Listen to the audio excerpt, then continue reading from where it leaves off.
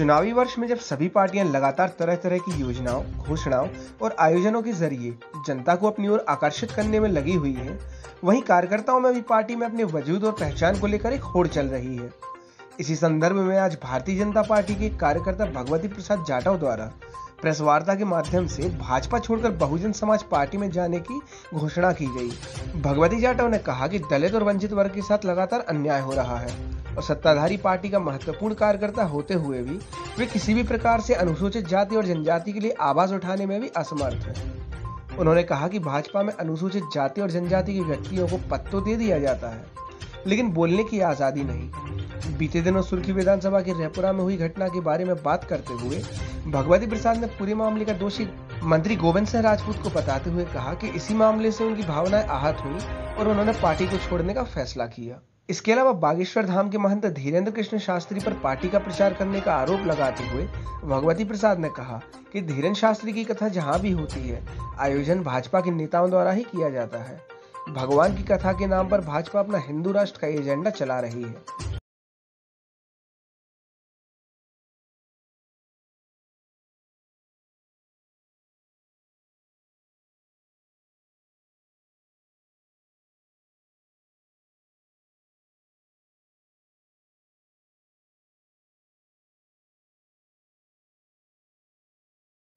मैंने भारतीय जनता पार्टी से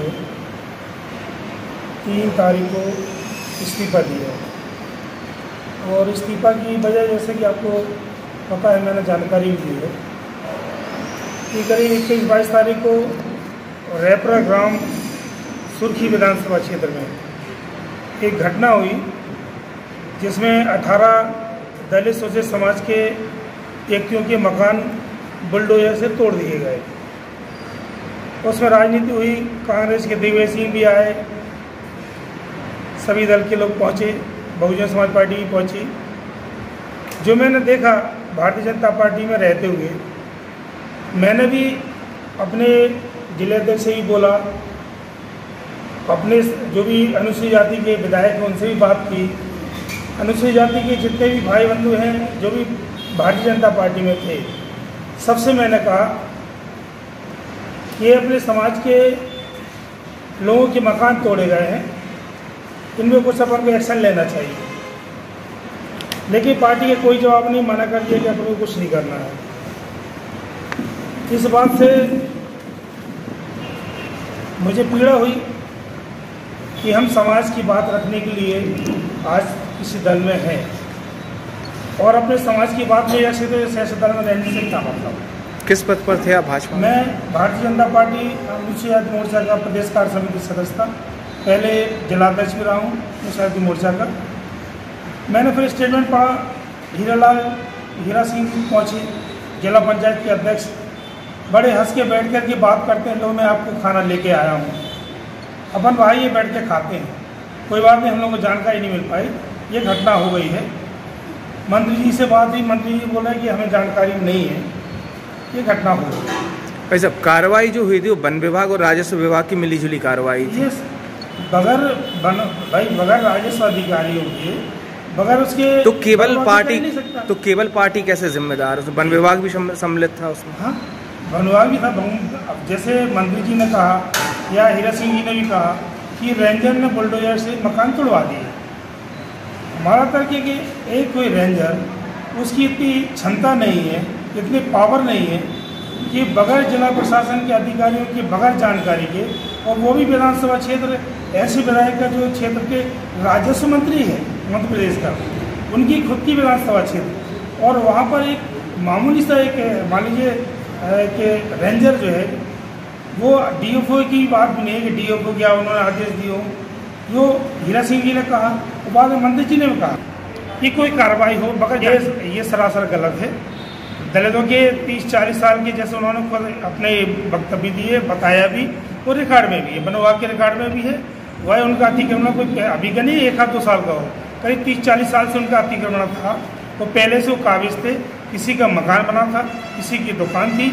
उसमें नीयत मुझे जो समझ में आई है, जैसे कि कार्रवाई तुरंत में 18 मकान तोड़े गए, और मकान तोड़ने के बाद में मंत्री जी ने उनको आनन फानन में राज्य मंत्री होने के नाते फटाफट गांव के अंदर उनको ज़मीन भी पट्टे भी अलाट हो गए। और बनाने की उन्होंने, जैसे कि आपने भी सुना मीडिया में, उन्होंने कहा कि यदि सरकार नहीं बनाई तो मैं अपने निजी पैसे से 18 मकान में बना दूँगा। लेकिन मुझे जो उसमें नीयत लगती है वह उस जगह पे, क्योंकि वह 4 लाइन से लगी हुई जगह है, बेशकीमती जगह है, और उस जगह पे मुझे ऐसा लग रहा है, अंदेशा है कि आप देख लेना, यदि हमदर्दी मंत्री जी की थी तो जहाँ पर मकान टूटे थे वहीं पर वह राजस्व विभाग से तुरंत नाप कराते, उसी जगह पे मकान बनाने का काम भी वो कर सकते थे। यदि वन विभाग की ज़मीन भी थी तो वन विभाग की ज़मीन भी, वो राजस्व मंत्री हैं, यदि वो अपनी सरकार के लिए बात रखते, माननीय मुख्यमंत्री जी से सरकार की कैबिनेट में बात रखते, तो वन विभाग की ज़मीन भी राजस्व में ट्रांसफ़र होकर के यदि नीयत सही होती मंत्री जी की कि हमें दलितों की उनके लिए एक सहयोग करना है, तो वह वन विभाग की ज़मीन को भी वो चाहे थे तो राजस्व में ट्रांसफ़र करा के उनको दे सकते थे। लेकिन उनको ज़मीन को तोड़ने के बाद मकान, उनको ज़मीन कहाँ दे दी गई? गांव में। और जो मुझे अंदेशा, जैसा मैं समझता हूँ, उस जगह पे आज नहीं कल आप देख लेना, आप देखना, आप भी यहीं पर, मैं भी यहीं पर हूँ, वहाँ आगे जाके चल के कभी ना कभी किसी भाजपा नेता के नाम से वह जगह अलॉट हो जाएगी, और अलॉट होकर के या तो पेट्रोल पंप खुल जाएंगे या कुछ न कुछ किसी भी भाजपा नेता के नाम से वह मंत्री जी के सारे पर वो जगह चली जाएगी। जानबूझ कर प्री प्लानिंग उन 18 दलितों के मकान को तोड़ के हटाया गया, तो गाँव में उनको आनंद फानंद में फटाफट जो एक दिन के अंदर पट्टे दे दिए गए। और यदि सरकार नहीं बनाई तो हम मकान बना के देंगे। ये एक जुमला सा मतलब लगता है, हम ही जनप्रतिनिधि रहे हैं, इतना तो समझते हैं कि हमारे बारे में कोई कार्रवाई होगी बगैर मेरी इजाज़त की। तो चाहे प्रशासनिक कार्रवाई हो, कोई भी कार्रवाई हो, उस क्षेत्र के प्रतिनिधि को तो पता होगा, और उनका कहना कि मुझे जानकारी नहीं है, ये हास्यास्पद है। इसी से मैं दुखी होकर के मैंने ये निर्णय लिया। और दूसरा, जैसे आपने देखा बहेरिया के अंदर एक बहुत बड़ा पंडाल लगा, बहेरिया के अंदर बहुत बड़ा पंडाल लगा, जयसी नगर में लगा, और अखबारों में भी आया 8-10 करोड़ रुपए की एक कथा के लिए पंडाल लगाए गए, वो भी किसी न किसी के द्वारा लगाया गया, ये सबको पता है। आखिर ऐसा क्यों हो रहा है? मतलब क्योंकि जो है उसमें यो हमें संदेशा है, जो एक हमें अपने आप में लगता है कि देखिए कथाएं तो कई, आज जैसे मौसम चल रहा है, भागवत होती सदा कोई दिक्कत नहीं होती है, साल भर चलती है, उन्हें कोई वो बराबर श्रद्धालु जाते हैं, सुनते हैं, 8 दिन का कोई दिक्कत नहीं। लेकिन इस प्रकार का जो जुमला पहली बार ऐसे मान लीजिए कथावाचक आए जो पर्चा निकाल करके भविष्य बताने का काम कर रहे हैं, और आज जो हजारों की भीड़, लाखों की जो भीड़ हो रही है, वो सिर्फ एक दहशत में हो रही है कि हम दहशत ऐसी कि भाई हम अपना ही पर्चा बनवा लेंगे।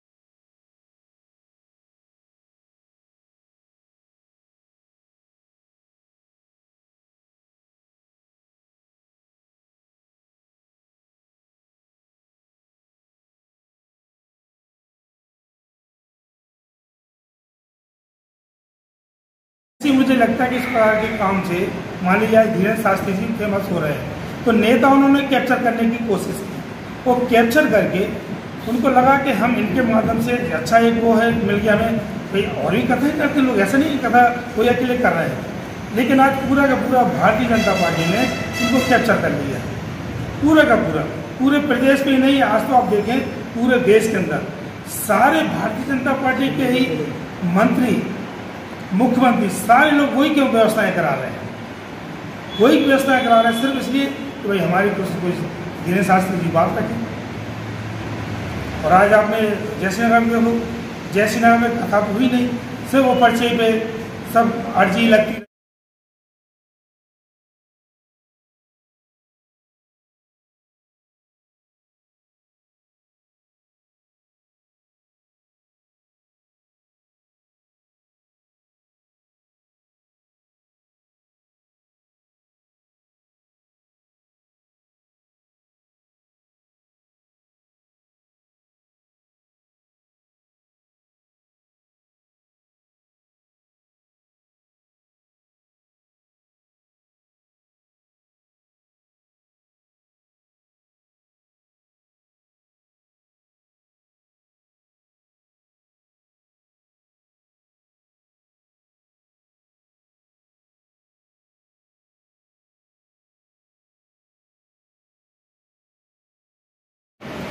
अभी अपने संबोधन में आपने बोला कि धीरेन्द्र कृष्ण शास्त्री द्वारा गुमराह करने का काम किया जा रहा है।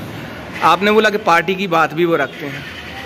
पार्टी की बात कौन सी रखते हैं, इसको थोड़ा स्पष्ट करेंगे आप? उन्होंने कौन सी पार्टी की बात करी, आप प्रचार कौन सा किया? भारतीय जनता पार्टी हिंदू राष्ट्र की बात करती है, ठीक है ना। इस देश के अंदर सर्व धर्म के लोग रहते हैं। हिंदू राष्ट्र तो मुझे नहीं लगता कभी नहीं हो पाएगा, कभी नहीं बनेगा। भारत देश संविधान में ऐसी व्यवस्था है, समता स्वतंत्रता बंधुत्व न्याय पर आधारित समाज व्यवस्था है संविधान में। सारे समाज को, सारे धर्म के एक साथ में रहने का अधिकार है।